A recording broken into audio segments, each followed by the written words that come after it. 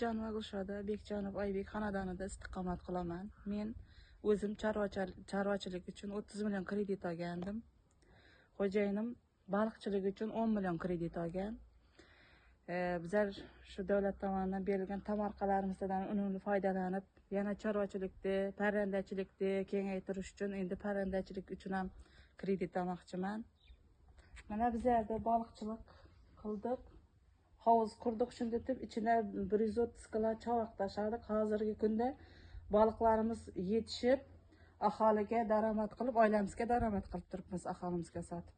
Biz yerda vaqt kelaturgan chorvalarimiz, biza go'sht yo'nalishida bularni vaqt kelaturmiz. Oilamizga, byudjetimizga daromad kirgizish uchun chorvalarni. Biz yerda parrandalarimiz bakıp kelyapmiz. Bulardan tuxumini olib daromad qilamiz oilamizga, oila byudjetimizga.